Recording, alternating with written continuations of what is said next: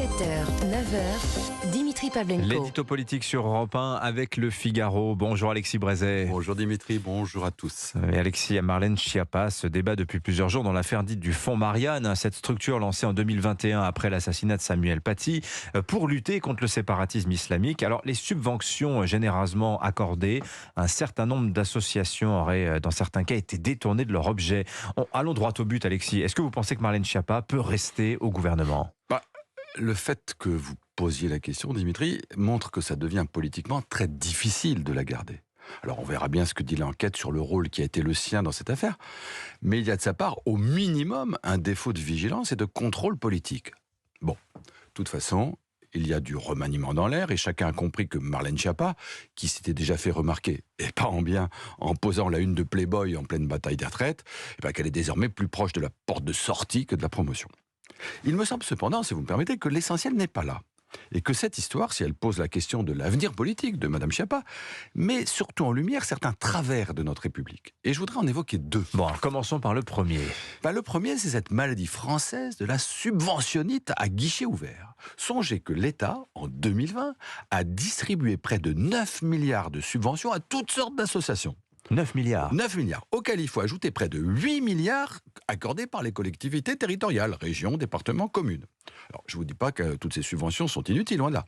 Mais enfin, si on examinait dans le détail l'utilisation de ces 17 milliards, payés par le contribuable et souvent distribués quasiment sans contrôle, dans une totale opacité, à des militants associatifs, qui ne sont pas toujours mus par un total désintéressement, ni par un souci exclusif du bien commun, il est probable que l'on aurait quelques surprises. Parmi eux, on découvrirait des entrepreneurs identitaires à la Mohamed Sifawi, pas mal d'escrocs et beaucoup de parasites dont les activités n'ont souvent pas une once d'utilité sociale et parfois pas le début du commencement de la moindre réalité. Alors, dans quelle catégorie faut-il ranger, par exemple, la désormais fameuse compagnie artistique Lundi Grand Pré, dont on vient d'apprendre, vous avez peut-être entendu parler de cette histoire, Dimitri, qu'elle était soutenue financièrement par la ville de Lyon et par le ministère de la Culture pour promouvoir l'écosexualité. Alors, je crois comprendre qu'il s'agit de sexualité écologique, à travers un intéressant spectacle intitulé « Devenir larve », où l'on voit des adultes se tortiller nus comme des vers dans un potager, parmi les carottes, les choux et les navets, devant un public composé en partie d'enfants. Dans quelle catégorie ? Ça, je vous laisse le décider. Devenir larve, pourquoi pas. Le deuxième point de cette affaire du Fonds Marianne, mis en évidence selon vous, Alexis ? C'est cette passion du bavardage moralisateur qu'ont désormais nos gouvernants. Cette étrange manie de dépenser un argent fou, le nôtre, pour financer des livres, des colloques, des plaquettes, des sites internet, des posts sur Facebook, des reels sur Instagram, des vidéos sur TikTok. Tout ça pour nous expliquer, en long, en large et en travers, que la Terre est ronde, que l'islamisme radical c'est mal, et les discriminations aussi, mais que les éco-gestes et le tri sélectif c'est très bien.